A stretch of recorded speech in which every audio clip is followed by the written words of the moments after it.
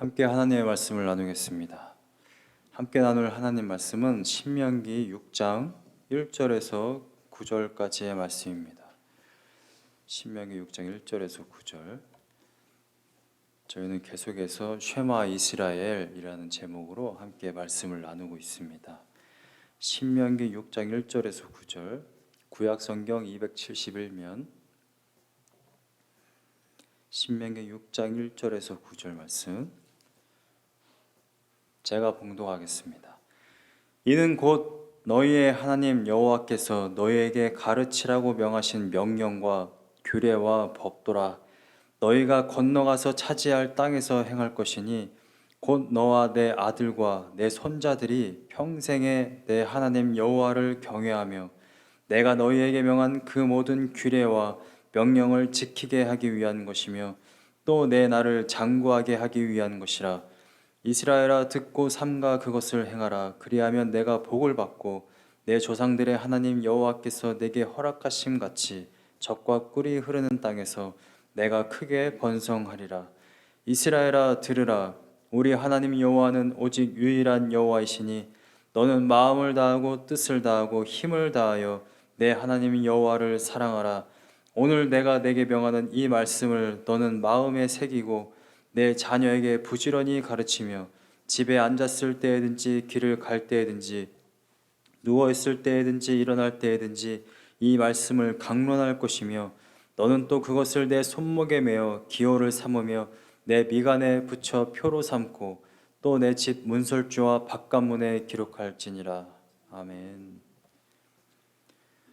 쉐마 이스라엘이라는 이 표현은 4절 말씀에 이스라엘아 들으라 라는 이 구절을 그대로 음역한 표현인데, 쉐마 이스라엘, 이것은 현대의 유대인들이 계속해서 암송하고 아침과 저녁으로 예배 드릴 때에 고백하며 드리는 그러한 기도문입니다.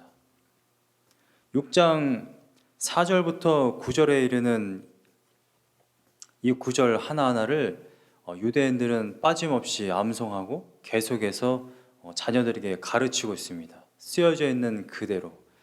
이들이 가르치는 것은 무엇이냐면 토라라고 하는데, 토라는 요새 신학에서는 크게 보면 선지서까지 확대되지만 흔히 우리가 모세오경이라고 하는 율법서입니다. 창세기, 출애굽기, 레위기, 민수기, 신명기, 여기에 하나님의 말씀이 주어졌기 때문에 그 말씀들을 계속해서 대대로 지키며 또한 자녀들에게 계속해서 가르치고 있는 것이죠. 유대인들에게 한 가지 문제가 있는데, 이들은 암송만 하고 율법을 지키기만 한다는 겁니다. 정작 율법이 말하고자 하는 그 의미를 전혀 알지 못해요. 그런데 우리는 율법이 말하고 있는 바가 무엇인지 압니다. 모세와 선지자들의 글이 무엇에 대한 것이냐? 바로 나에 대한 것이다. 예수님이 그렇게 말씀하십니다. 율법을 대할 때, 말씀을 대할 때에 우리가 말씀을 들어야 하는 이유, 우리가 말씀을 읽어야 하는 이유, 물론 디모데후서 3장 16절에 보면 성경은 하나님의 감동으로 된 것으로 교훈과 책망과 바르게 함과 의로 교육하기에 유익합니다. 내가 어디로 가야 되느냐? 오늘의 운세를 보고 내가 동쪽이 길하니까 동쪽으로 가야 된다, 서쪽으로 가야 된다, 이것이 아니라 말씀을 읽고 내가 어디로 가야 하는가? 내가 어떠한 직업을 선택해야 되는가? 내가 어떠한 삶을 살아야 하는가? 말씀을 통해 알 수 있습니다. 뿐만 아니라 말씀을 읽었을 때에 우리는 그 말씀을 통해 나의 모든 문제가 해결되고 나의 아픔과 슬픔이 씻어내어지는 그러한 위로를 얻게 되는 것입니다. 많은 사람들이 말씀을 읽을 때에 그냥 지식적으로 읽는 것이 아니라 말씀을 읽을 때에 정말 큰 위로와 힘을 얻게 되고 능력을 얻게 됩니다. 심지어 비신자가 말씀을 읽었을 때에 말씀을 읽다가 예수님을 만나는 역사가 많이 일어나게 됩니다. 그러한 간증을 여러분들도 아마 많이 들어보셨을 거예요. 저도 마찬가지고, 저도 말씀을 통해 저가 정말로 죄인임을 깨닫고 그때부터 변하기 시작이었음을 제가 목회 초반부터 계속해서 말씀드렸습니다. 말씀에는 능력이 있고 말씀이 우리에게 힘이 되고 위로가 되고요, 또한 의로 교육하기에 유익합니다. 믿으십니까? 그런데 정말 중요한 게 있어요. 우리가 예수 그리스도, 예수님이 지금 하나님 보좌 우편에 앉아 계시다고 하는데 물론 성령을 통해 우리 안에도 계십니다만 예수 그리스도를 우리가 어떻게 느끼고 우리가 어떻게 그분과 교제할 것이냐, 그 방법을 하나님은 우리에게 주셨다라는 것입니다. 그게 바로 말씀이에요. 우리는 신비주의자들처럼 가만히 앉아가지고 조용한 가운데, 물론 우리가 기도하고 묵상하며 교제할 수 있습니다.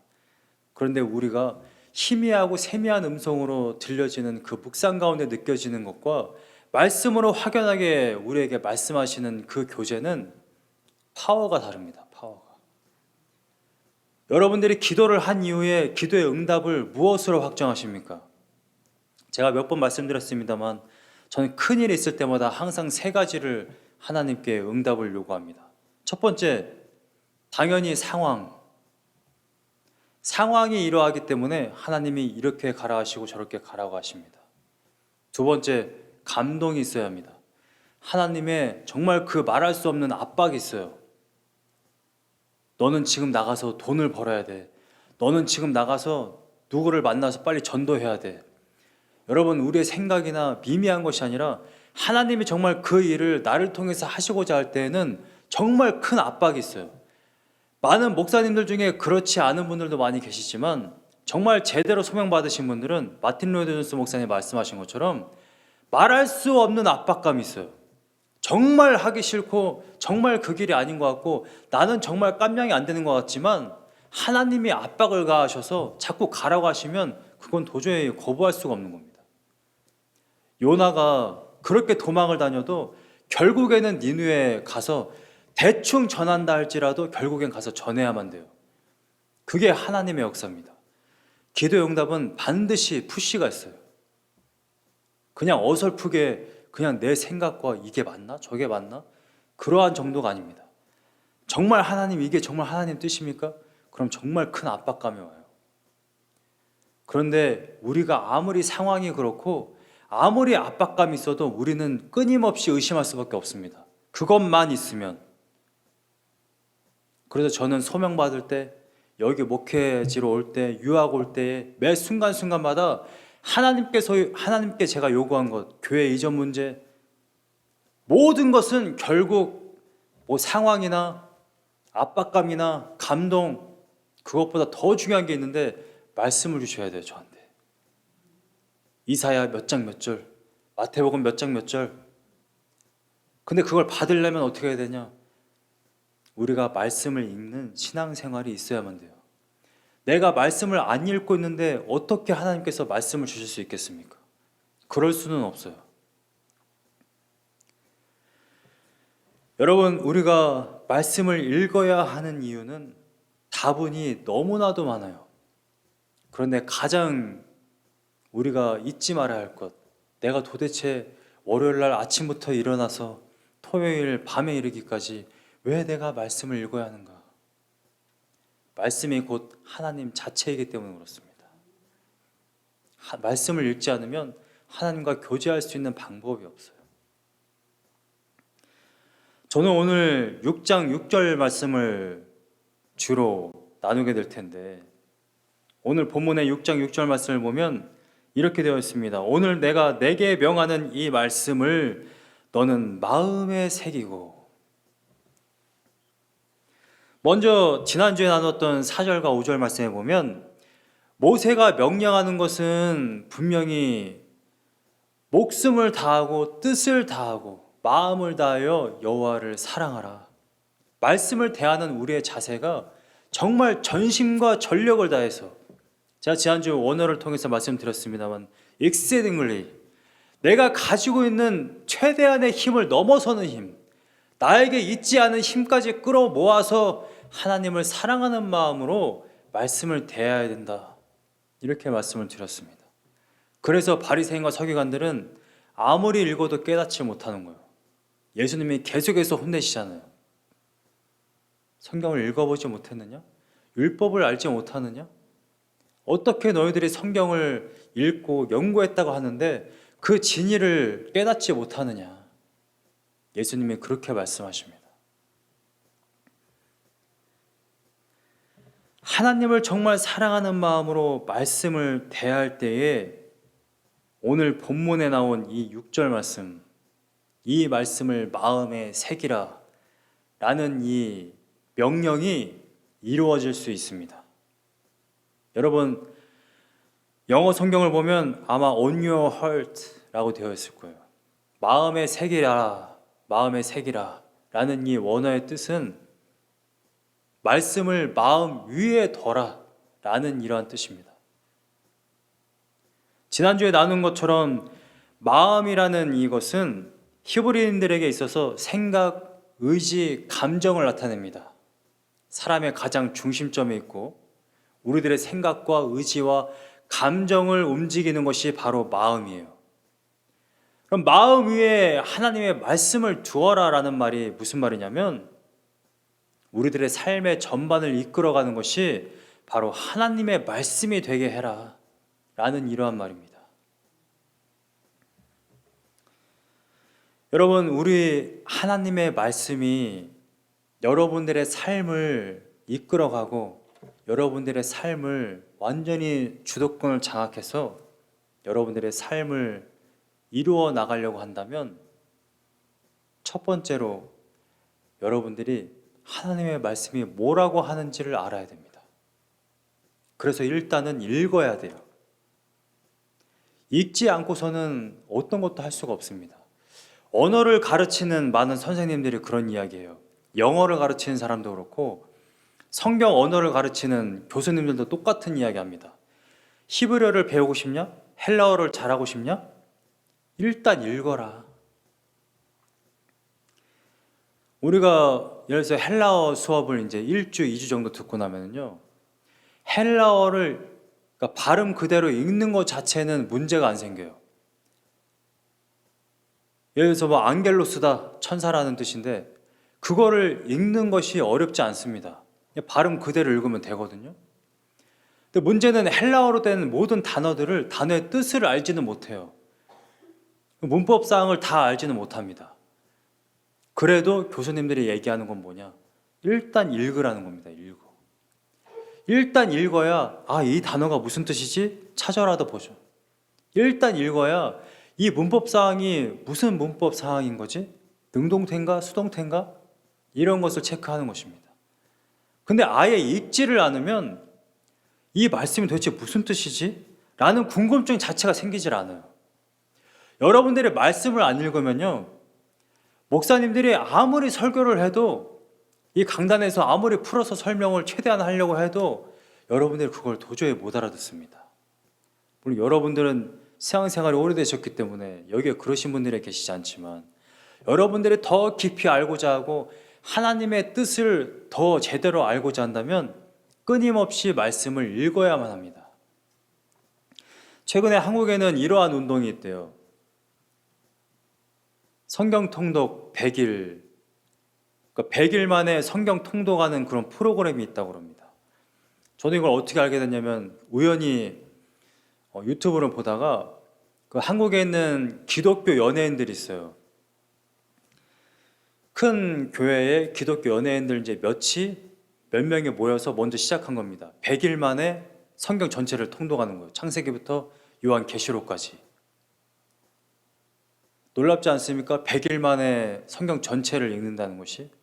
근데 그런 프로그램이 있어요. 어플. 그거를 해가지고 서로 체크하는 거예요. 카톡으로. 제 아내도 그거를 시도한 것으로 제가 알고 있고 꽤 읽어나간 것으로 제가 기억을 하고 있는데 100일 만에 성경 전체를 다 통독하는 것 굉장히 좋습니다. 굉장히 좋은 도전인 것 같아요.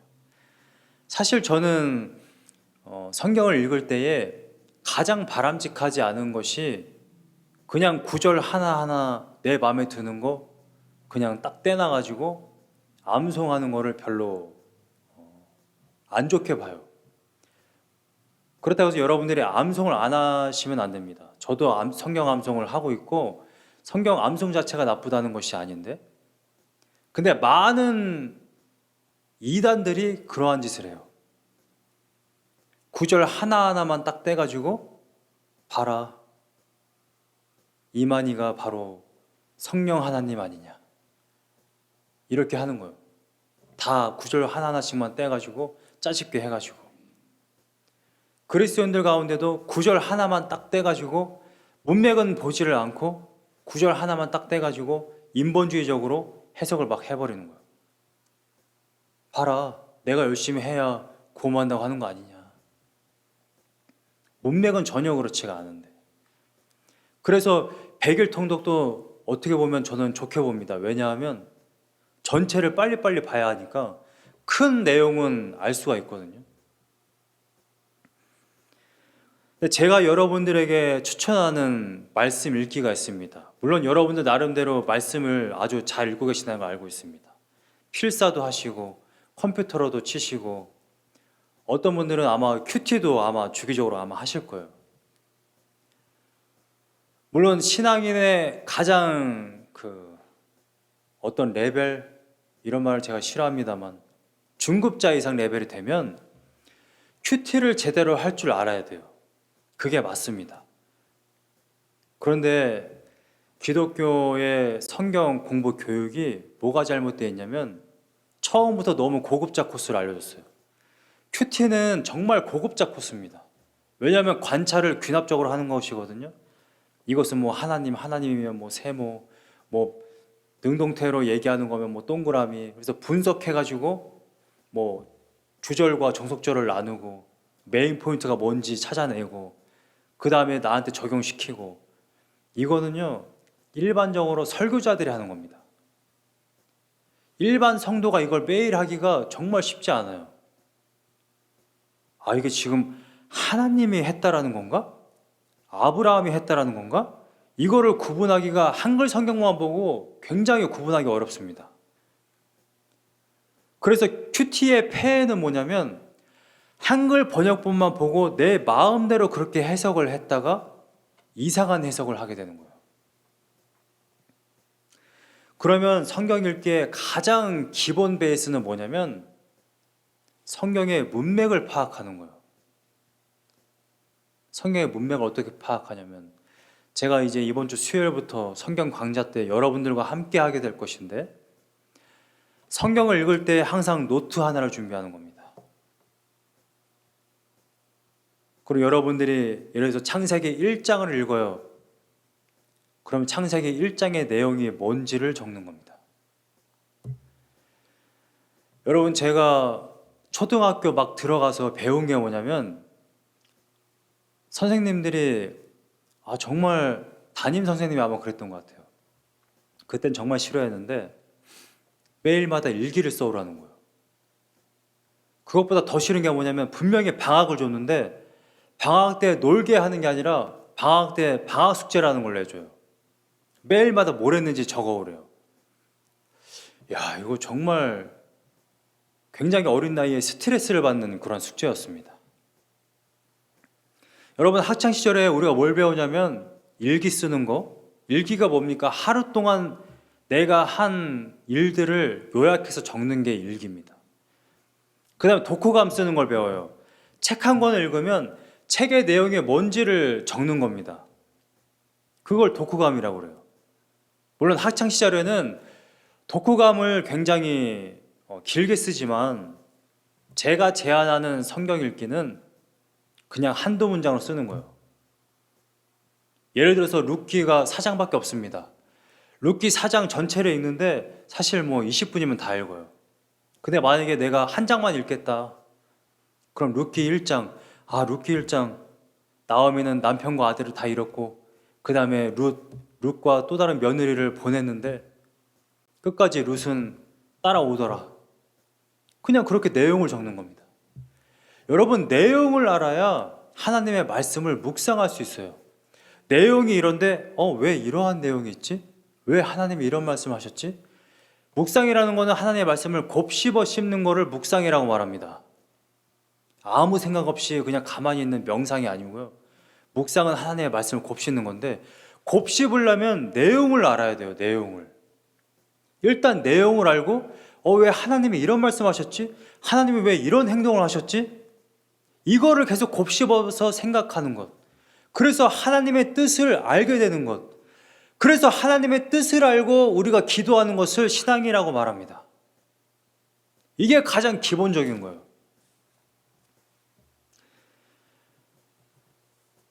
본문의 3절 말씀을 보면 이러한 표현이 있습니다. 이스라엘아 듣고 삼가 그것을 행하라.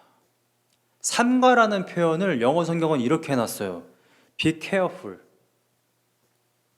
하나님의 말씀을 조심스럽게 대한다라는 표현이에요. 왜 이런 표현을 썼을까요? 하나님의 말씀을 율법으로 딱 줬어. 들었으면 그것을 지키면 돼요. 여러분, 우리가 헌법을 대할 때에 헌법을 딱 들었으면은 우리가 그것을 어떻게 합니까? 지키면은 벌금 안 내고 안 지키면 벌금을 내거나 감옥에 갑니다. 이게 법이에요, 원래. 여러분, 법을 대할 때에 조심스럽게 대하나요, 법을? 그렇지 않아요. 우리 교회 앞에도 스탑 사인이 있는데 스탑 사인을 대할 때에 이 스탑 사인을 보면서 항상 이 미국의 헌법과 교통법규가 이 스탑 사인을 통해서 나한테 어떤 메시지를 주고 있어. 미국의 헌법이 나한테 어떤 이러한 큰 의미가 있어. 이렇게 법을 대하시느냐 제가 질문하는 겁니다. 그렇지 않죠? 모세가 우리에게 준 법은 그런 법을 이야기하는 게 아니에요. 우리가 하나님의 말씀을 조심스럽게 대한다는 것은요, 굉장히 지난주에 5절에 나와 있는 것처럼 마음을 다하고 뜻을 다하고 힘을 다하여 사랑하는 것입니다. 그렇게 읽는 것이에요. 이게 무슨 말이냐면 하나님의 말씀을 읽을 때에 굉장히 정성스럽게 읽는 걸 이야기하는 거예요. 그리고 굉장히 진지해야 된다는 거예요. 모세의 율법, 신명기 바로 우리가 읽은 본문 말씀 6장 이전에 바로 5장에 지금 나옵니다. 출애굽기에서 시내산에서 모세가 율법을 받았을 때에 하나님이 그것을 어디에 써서 줬느냐? 돌판에 써서 줬어요. 돌판. 자, 이스라엘 백성들은 돌판에 쓰여져 있는 하나님의 말씀을 가지고 있습니다. 물론 계속해서 볼 수는 없지만 성막 지성소 안에 있기 때문에 법궤 안에 있기 때문에 볼 수는 없지만 돌판을 가지고 있어요. 그런데 가지고 있으면 이 사람들이 마음에 새길 수가 없습니다. 왜냐하면 볼 수가 없어요. 하나님께서 주신 그 율법을 어떻게 알 수가 있느냐?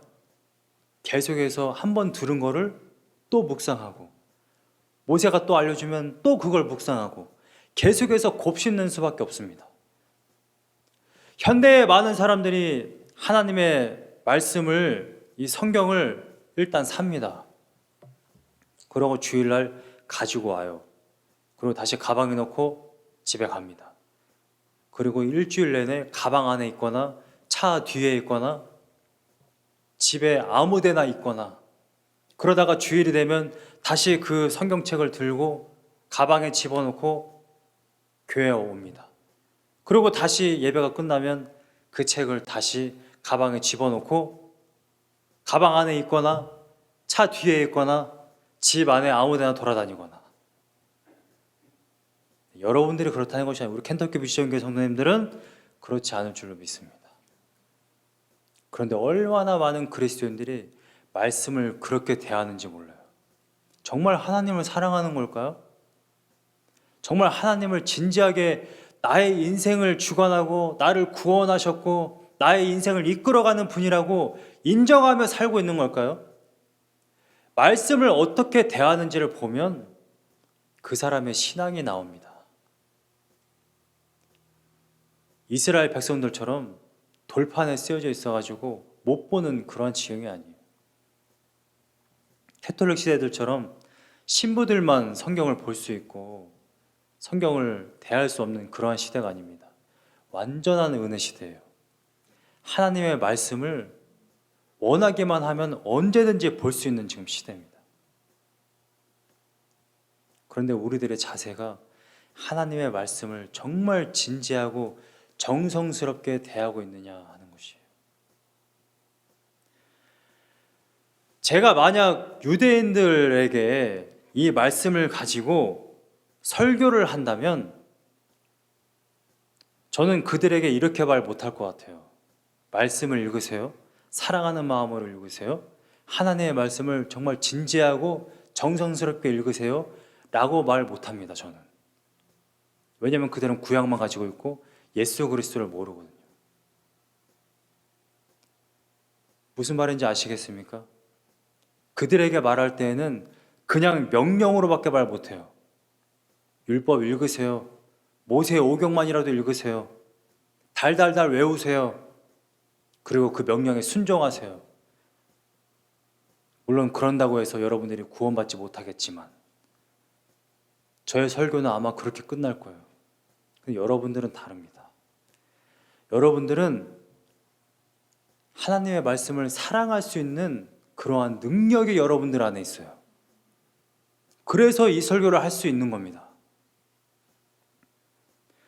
본문 말씀을 다시 한번 보면 6절 말씀에 오늘 내가 내게 명하는 이 말씀을, 원래는 명령으로 주어진 겁니다. 명령이에요. 율법은 명령으로 주어졌어요.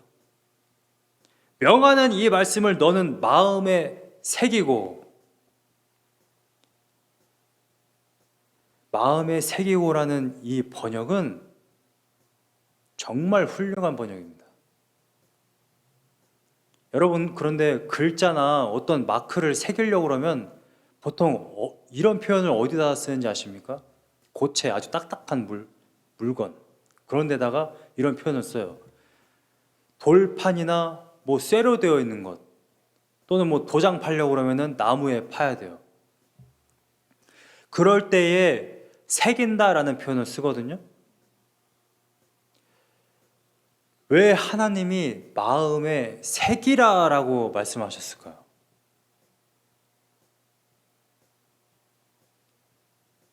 그냥 율법을 줬으면 읽거나 모세가 대신 말해주면 듣고 너는 거기에 순종해라 라고 하면 되지, 왜 마음에 새기라고 말씀하셨을까요? 마음에.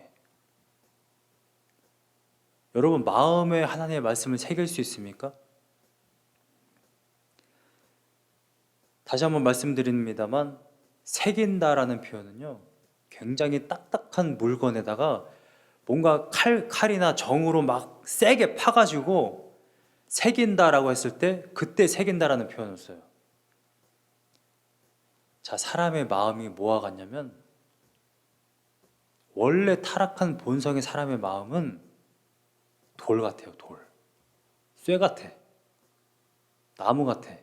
정말 정 같은 걸로 아주 세게 쳐서 깨트리지 않는 이상 절대 하나님의 말씀이 들어갈 수가 없다는 거예요. 이게 원래 사람의 마음입니다. 예레미야 17장 9절에 예레미야 선지자가 그렇게 이야기합니다. 만물보다 거짓되고 부패한 것이 뭐라고 그래요? 사람의 마음이다. 로마서 1장 28절 이하를 한번 같이 보기 원하는데, 로마서 1장 28절 이하를 보면 로마서 1장 28절에 사도 바울이 뭐라고 말하느냐? 또한 그들이 마음에 하나님 두기를 싫어하며. 여러분, 원래 사람은요, 마음에 하나님 두기를 싫어합니다. 여러분들은 은혜를 받아서 전도를 함을 받고 교회에 와서 하나님의 말씀을 듣고 하니까 잘 모르지만, 하나님의 말씀 듣기를 아주 싫어하는 게 원래 타락한 인간 본성이에요. 그래서 하나님의 말씀을 이 안에 두기 싫어하니까 결국 어떠한 일이 발생하느냐? 합당하지 못한 일을 하게 하셨으니 29절 이하에 곧 모든 불의, 추악, 탐욕, 악의, 시기, 살인, 분쟁, 사기, 악독, 수근수근대고 비방하고 하나님을 미워하고. 하나님께서 미워하신 자라고 되어 있는데 하나님을 미워하고입니다. 저는 원어를 그렇게 받아들여요. 능욕하고 교만하는 자, 자랑하고 악을 도모하고 부모를 거역하고요, 우매한 자요, 배약하는 자요, 무정한 자요, 무자비한 자라. 여러분들의 인간 본성이 이렇다라는 거예요. 여러분들이 뉴스에서 보는 살인자들만 살인하는 게 아니라 여러분들은 매일같이 사람을 죽입니다. 비방하고요. 서로 분쟁하고. 당장 미국이든 한국이든 보세요. 지금 양극단에 완전히 갈라져 가지고 서로 그냥 비방하고 분쟁하고 난리가 지금 나 있지 않습니까? 서로 화합하거나 서로 용서하거나 그런 마음이 없어요, 인간 본성은. 여러분, 본성이란 말은 무슨 말이냐면 이런 말이에요. 지금 난로가 켜져 있지 않습니까? 불의 본성은 불을 태우는 거고 따뜻하게 만드는 게 그게 불의 본성이에요. 물의 본성은 뭐냐면 목마름을 해결할 수 있고요, 더러운 걸 씻어낼 수 있는 것, 그게 물의 본성입니다. 물이 본성을 잃으면 어떻게 될까요? 깨끗한 걸 씻어낼 수 있고 목마름을 씻어낼 수 있는 물의 본성을 잃어버리면 더 이상 물이 아닙니다. 그러면 그 물을 마실 수 있느냐? 그 물을 마시면 안 돼요. 물의 본성에 조금이라도 오염이 가해지면 그 물은 마시면 안 되는 겁니다. 사람을 죽일 수도 있고요, 사람을 씻어낼 수 없을 수도 있어요. 여러분, 바닷물 마실 수 있습니까? 고작 소금이 첨가된 건데 그거 아무리 마셔봐야 목마름을 해결할 수 없는 겁니다. 본성이란 말은 이런 말이에요.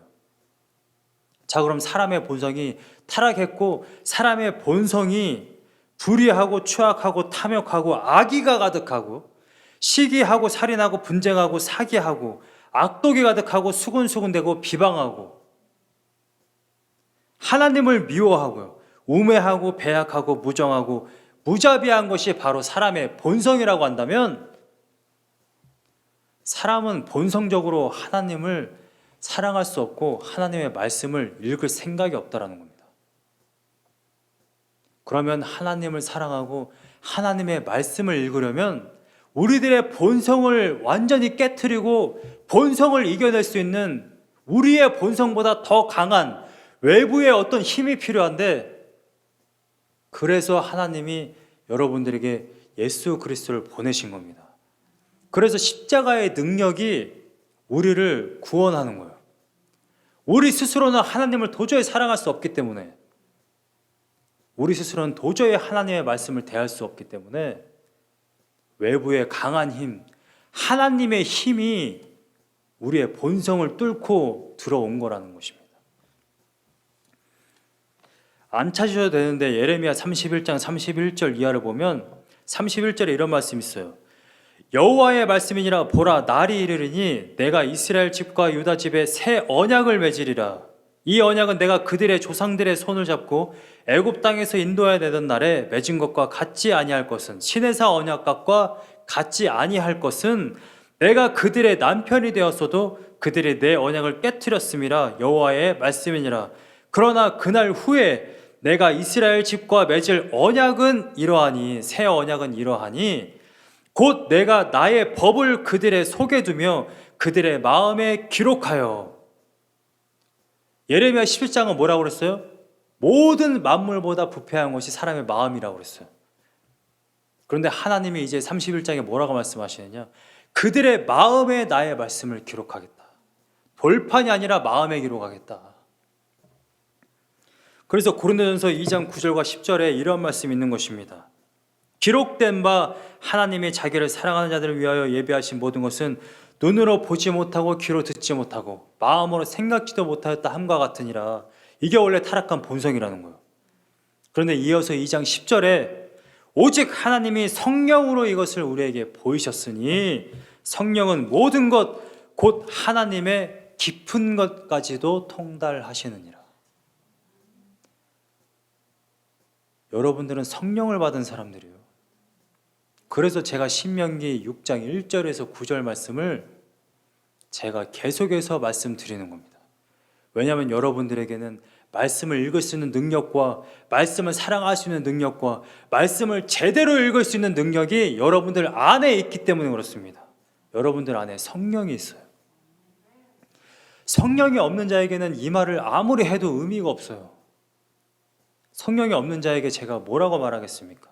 성령을 받으라. 예수 그리스도로 말미암아 구원함 받고 성령을 받으라. 이 말밖에 할 수 없습니다. 그런데 성령을 받은 하나님의 성도들에게는 하나님의 말씀대로 살아갈 수 있는 그 능력과 사랑이 여러분들 안에 있기 때문에 할렐루야. 하나님의 말씀을 정말 진지하고 정성스럽게 읽으시기를 간절히 축원드리며 이렇게 선포하는 것입니다. 오늘 말씀을 마무리하며 제가 하나 어떤 노래 가사를 함께 나누고 싶습니다. 가요가 진리는 아닌데 여러분들은 아실지 모르겠습니다만 신해철의 일상으로의 초대라는 노래가 있습니다. 저는 어려서부터 그 노래를 좋아했어요. 근데 노래의 내용은 남자가 마치 한 사랑하는 여자에게 프로포즈를 하는 듯한 그러한 내용입니다. 나의 일상으로 들어와서 나와 함께 해주시오라는 그러한 노래 가사예요. 근데 나레이션 중에 이런 것이 있습니다. 노래가 이렇게 음률을 따라 이뤄지다가 중간에 나레이션이 있는데 이 나레이션 내용 중에 이러한 내용이 있어요. 난 내가 말할 때 귀 기울이는 너의 표정이 좋아. 어떤 거짓 허풍도 믿을 것 같은 너의 진지한 얼굴. 어떤 이미지가 그려지십니까? 커피숍에 남자와 여자가 있는데 남자가 막 저도 어렸을 때 많이 그랬던 것 같아요. 아직도 그게 있는지 모르겠습니다만 남자는 약간 좀 허세 있잖아요. 허세. 야, 내가 엊그제 말이야 이러면서 막 허세 떨면서 여자한테 잘 보이려고 과장법을 써가며 막 이렇게 얘기해요. 근데 뻔히 알죠. 여자는 뻔히 아마 알 거예요. 아휴, 또 뭐 별것도 아닌데 또 저렇게 얘기하는구만, 이렇게 생각할 수도 있을 것 같아요. 그런데 지금 이 나레이션의 이 남자가 이 여자의 표정을 보니까 정말 진지한 표정으로 내가 지금 허풍을 떨고 있는데도 진지한 얼굴로 자신의 말에 지금 귀를 기울이고 있는 이 여자의 표정을 봤다라는 거예요. 그래서 지금 이 여자한테 프로포즈를 하고 있는 겁니다. 여러분, 사람들 간에도요, 내가 어떤 말을 하고 있는데 요즘엔 그런 일들이 정말 다반사인 것 같아요.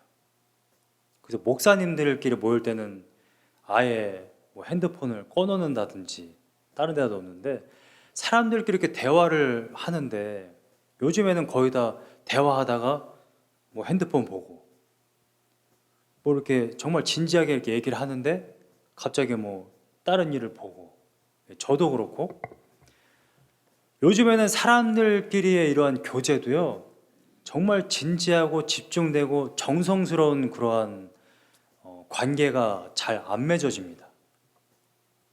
너무나도 안타깝게도.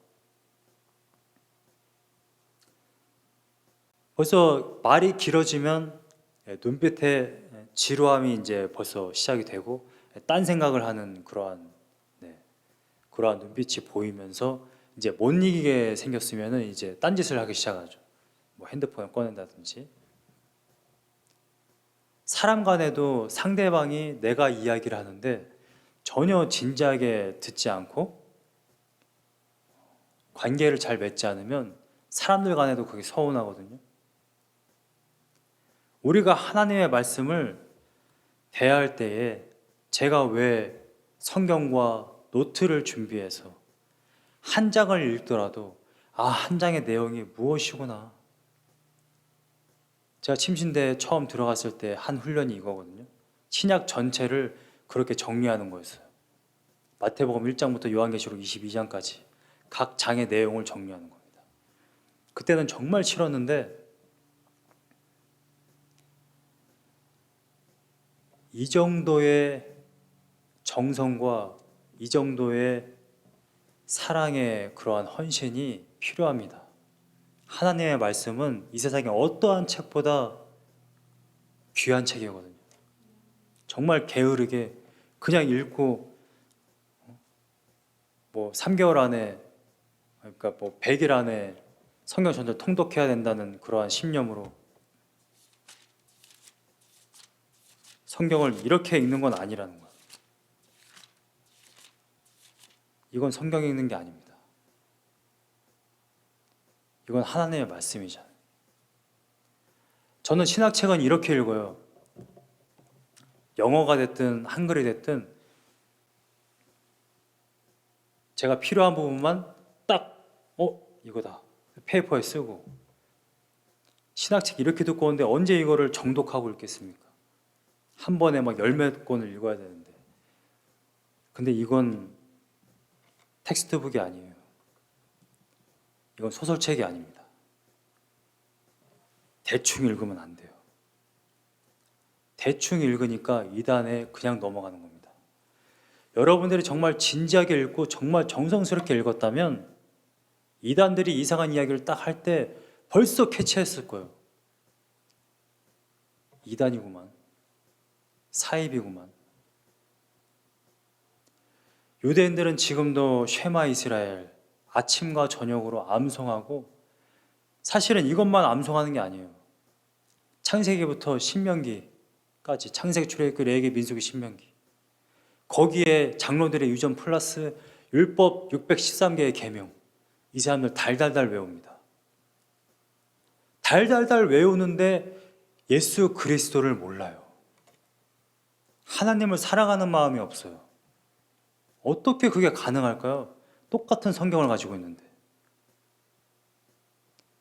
그들은 사랑하는 마음으로 정말 정성되고 진지한 자세로 말씀을 대하지 않기 때문에 그렇습니다. 우리는 달라요. 우리는 예수 그리스도로 말미암아 구원함 받았고 우리 안에 성령이 있는 사람들입니다. 여러분들이 하나님의 말씀을 사랑할 수 있는 능력이 없다면 제가 말할 수 있는 근거가 없겠지만, 여러분들 안에 하나님이 계시고 하나님을 사랑할 수 있는 마음이 여러분들 안에 있기 때문에, 여러분들 안에 능력이 있기 때문에 제가 선포하는 것입니다.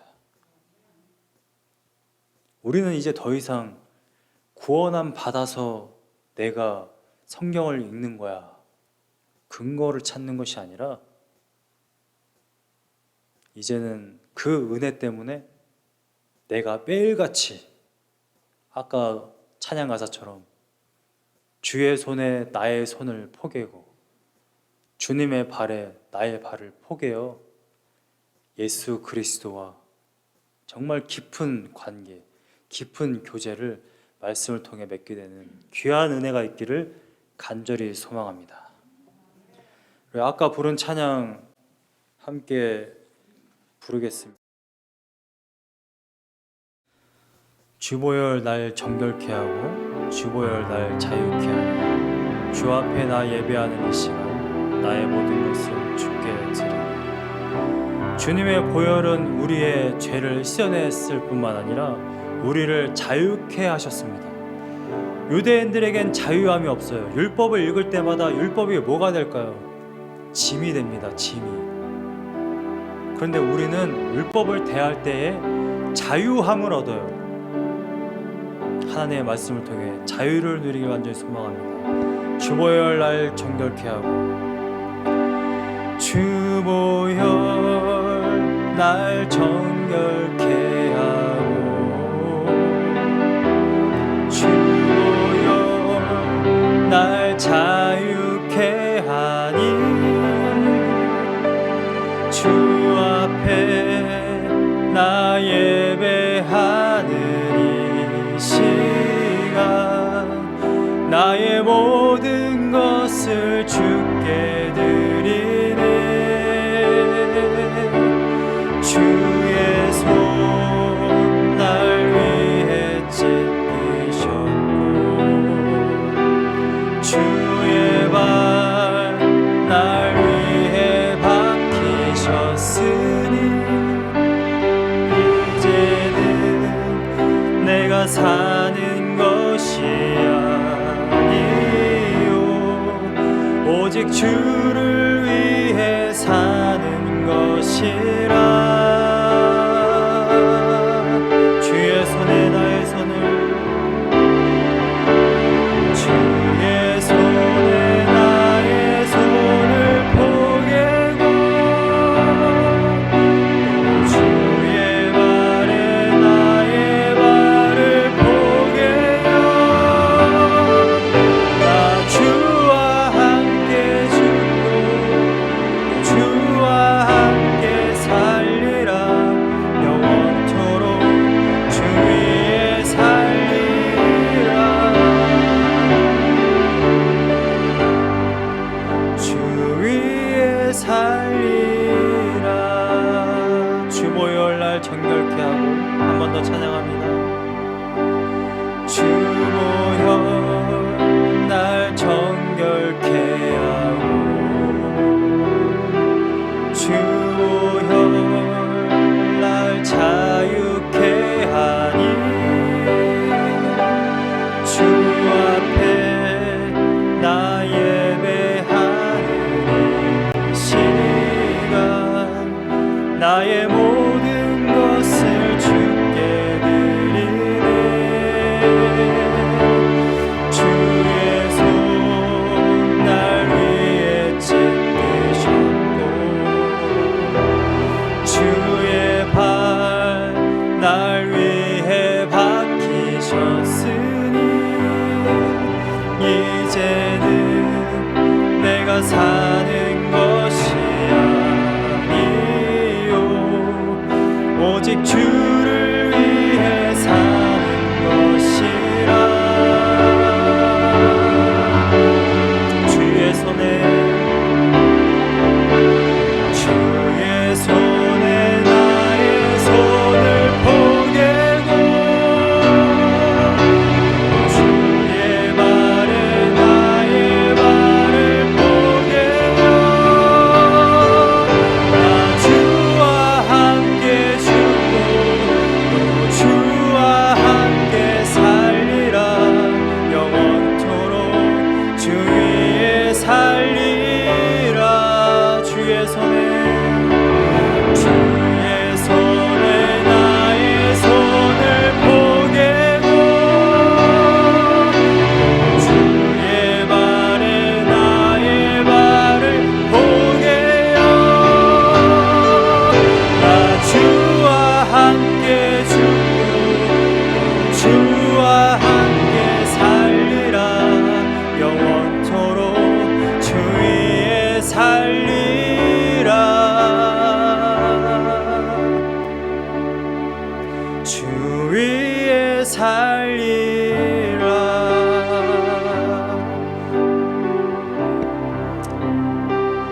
약 3주 후면은 고난주간이 옵니다. 그리고 4주 후면 부활주일이 옵니다. 지금 우리는 사순절 기간을 보내고 있습니다. 기독교 전통의 사순절이라는 것은 예수 그리스도의 십자가 고통을 묵상하는 주간을 이야기합니다. 묵상할 때 우리는 무엇을 묵상해야 할까요? 예수님의 죽으심? 예수님의 죽으심이 중요한 것이 아니라 예수님이 바로 여러분들을 위해 십자가에 달리셨다라는 것입니다. 사순절 기간 동안 예수 그리스도의 그 십자가 손에 여러분들의 손을 포개고, 예수 그리스도의 십자가 상에 주님의 발에 여러분들의 발을 포개어 예수 그리스도의 사랑이 무엇인지를 끊임없이 묵상하는 시간 되기를 원합니다. 말씀으로 묵상하시고, 계속해서 말씀을 묵상하시고, 예수 그리스도의 사랑을 다시 한번 깊이 깨닫고 묵상하게 되는 그러한 시간 되기 원합니다. 이 시간에 기도하실 때 이렇게 기도했으면 좋겠습니다. 내가 예수 그리스도의 사랑을 잊고 살지 않았습니까? 내가 다시 한번 주님의 그 놀라운 사랑을 깊이 묵상하여 하나님의 말씀을 더욱더 진지하고 정성스럽게 정말 나의 모든 전심과 전력을 다하여 말씀을 사랑하고 예수 그리스도를 사랑하는 그러한 기간 되게 하여 주시옵소서. 우리 합심하여서 기도하겠습니다.